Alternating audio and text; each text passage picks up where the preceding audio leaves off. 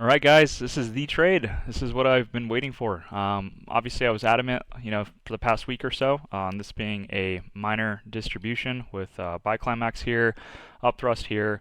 This whole action here was the UTAD, and it played out in a way I've never seen before, with technically three breakaway gaps, a fourth exhaustion gap here that was the spinning top. On the weekly, it was like kind of like a shooting star candle. And then we got like a 3-bar bear flag or lower high to fill the gap here. And then we got that Monday sell-off, which I was positioned for. Took that one off a little bit earlier, but the goal really wasn't to catch the short because the shorts have been really difficult. I wanted to mainly catch the long into November flows, right? So 11/21 is kind of the expiration I have my eyes set on.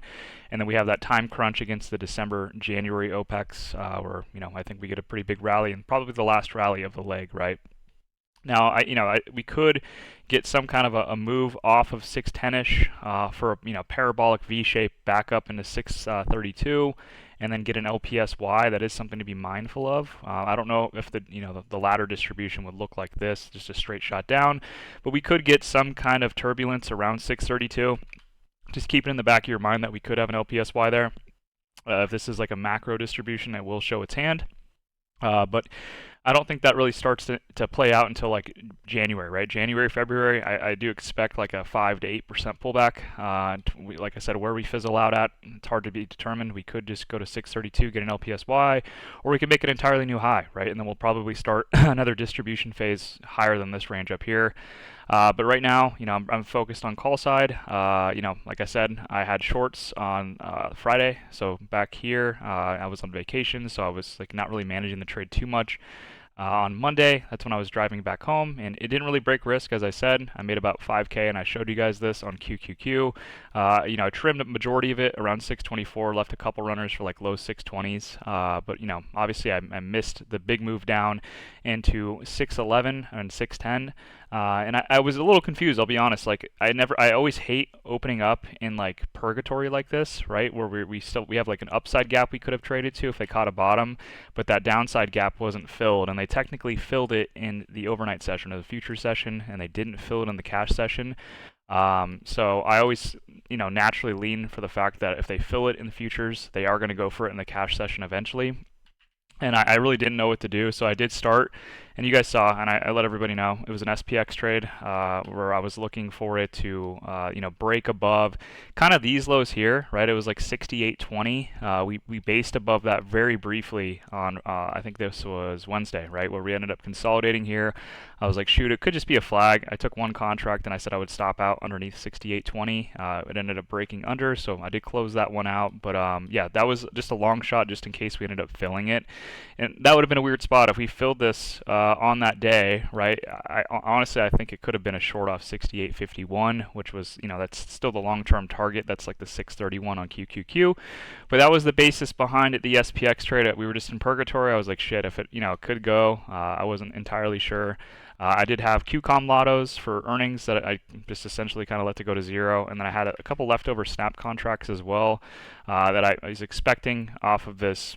Honestly, it still looks good. This looks like an accumulation, but I had 5 contracts right around like 90 cents a piece or 85 cents or something, looking for 9. It got 9 in the overnight session, and then yeah, I just didn't even trim it. I didn't really care. But for the most part, right, big trade was QQQ, and then obviously we had QCOM that set us up really nicely, and I took a small Microsoft loss on last Friday or last Thursday. That was like $5,000 or so. So I kind of started to chip away at the big gains that I made. QQQ obviously brought that back. I had that Google trade I took off alert, but I let you guys kind of know the gist behind it. And then I had the Qs as well that I tied into that day. So everything's kind of gone good. I've kind of kept 3 steps ahead of the losses that I'm taking.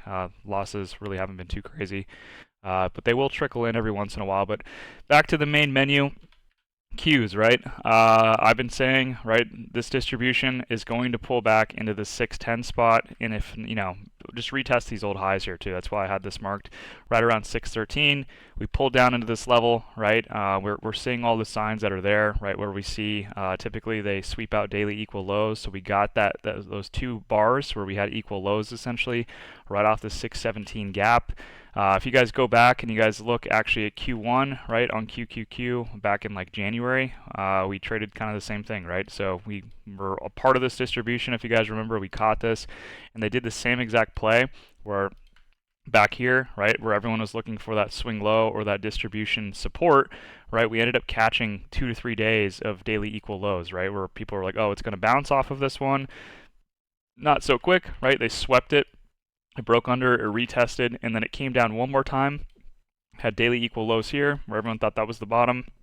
Nope, we came under, it swept, it retested, and then we got a capitulation bottom, right? So we kind of had like a 3 lower low, same exact style into like a capitulation bottom, right? Where VIX ended up having that crazy spike, and it was April with all the tariff news.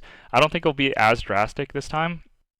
I really think that this is just like a, honestly, like I think we have one gap fill here, we have a gap fill here, and then I think this is the last one. And if not, if we end up breaking under 610, that's why I said save some room to add. I'm going to be a little bit graceful with these ones. I have December contracts, so I have plenty of time to catch that in these two windows here. I think the last line of defense would really be the 50 MA. So if we do break under 610 and we get one more gap down, I would kind of just hope that we just hover around here and let the 50-day catch up. So like right around 600 to like 603. 603 also would be the 9 EMA on the weekly, right? So kind of a confluence right around 603, 600 where I would take the last bit of my ads. And then if it reclaimed 600 or 610, I'm sorry, I would add more here, right? And then look for that launch upwards, right? And everything is aligning, like I said, and like how it looks similar to the distribution back in Q1, how we have the equal lows set up. Honestly, the VIX spike, not as drastic, but that was a part of it as well, where we wanted to see a spike on VIX, kind of showing a little bit of fear. This looks like it is flagging here, and it obviously had a nice spike today to 20. And then on top of that, right, I always bring up dark pools, and I mentioned dark pools quite a bit today. Let me just show you guys really quickly. So on SPY, right, very similar to what we saw back in April as well. I lost my stream. Yeah, you guys can see here. So 45 prints at 677.5. If you guys need to see, right, 677.5 is basically the gap fill from Wednesday, right? So that's the first layer of it.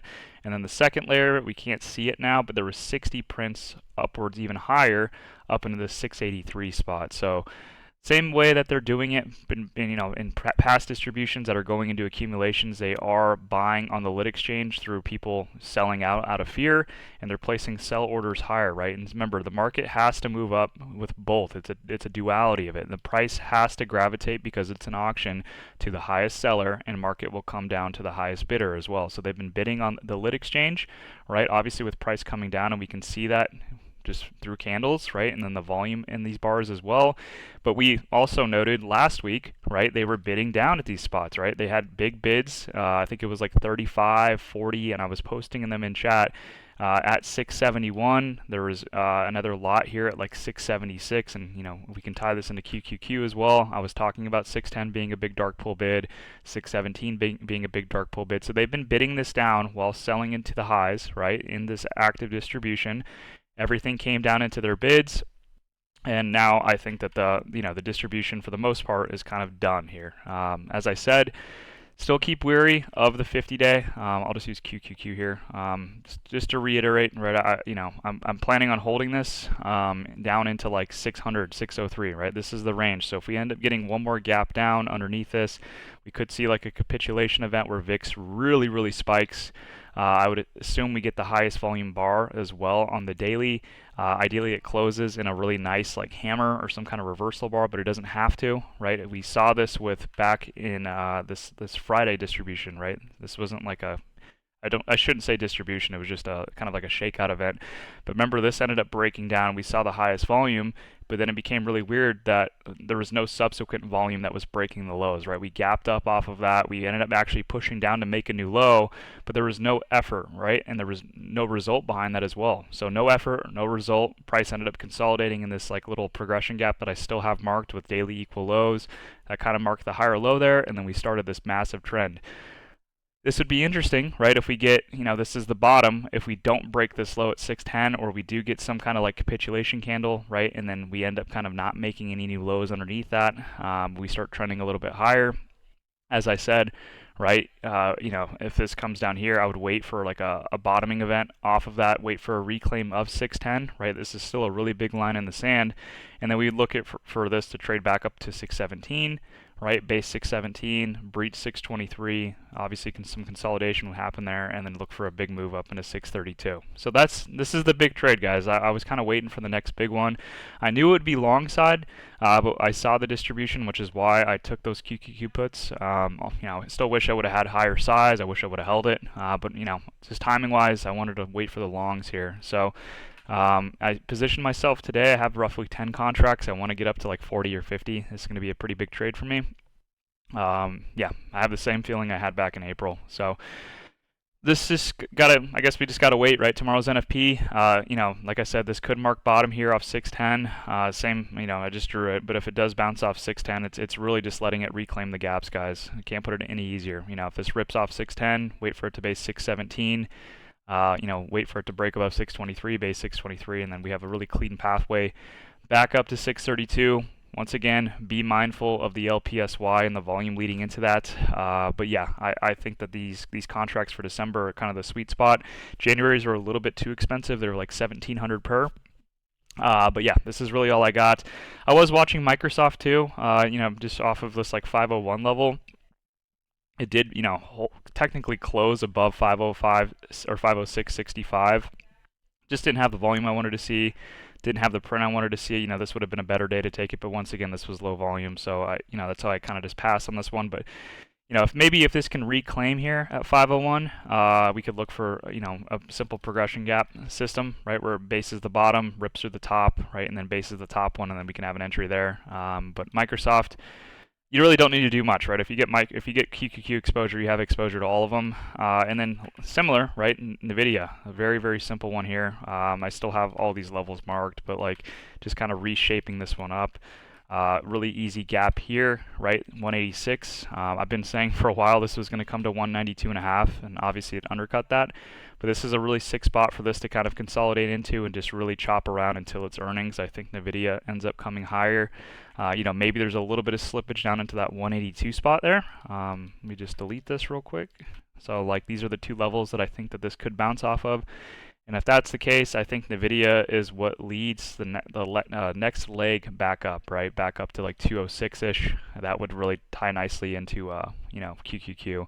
So that's really all I got, just a small little update video.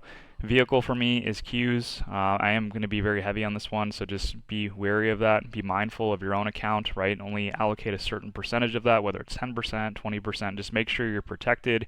Don't get crazy if things, start to like look bad. Make sure you have levels and risks in mind. Like I said, mine's the 50-day and/or that like weekly 9 EMA at 603, and that would be kind of my cut levels if it starts to really break under the 50-day. Tranche into things if you're going to be adding, right? Don't add full exposure off 610. If it starts to break down, wait till the 50-day and then wait for it to look good on the daily, right? Since this is a longer time frame trade, don't just add everything within like the first 15-minute candle to like a 15 shows a hammer, right? Just be patient with it. And that's really all I can say, but this is the one I've been waiting for, guys. Yeah, if we can catch this, even off 610, about a 3.5% move here, so this could be a pretty big trade. And it would probably be the last one going into end of year, not going to lie. This will probably set up sometime in December. Hopefully, maybe it ends up occurring like with NVIDIA earnings on November 19th. But yeah, plenty of time, plenty of opportunity to add into this one on just any further weakness that we see, as long as it's mitigated around those levels, and then we have reclaim levels that we can add into this as well, right? Off 610, 617, etc., etc. So that's really all I got, guys. This is the big one. And I've gotten pretty good at these, right? You guys know the April bottoms I timed. I trimmed a little bit early. MU, I timed it, trimmed it a little bit earlier. I closed out of that one during the shakeout in April. QCOM I managed to catch.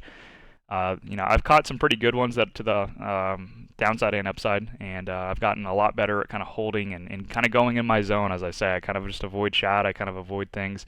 And I'm on a really nice streak now. And yeah, so once we end up hitting this one, this will be nice to kind of set up the end of the year. So that's all I got. Nothing super crazy beyond that. I am still looking at USO, right? Really just kind of like watching it off of like this spot here, like 70.63. We got it like a nice close off of that one. So I am still eyeing this one because I still think that we invade Venezuela. I don't want the U.S. to do it, but it just, the chart kind of aligns with the narrative that we could see there. So I am still watching this one.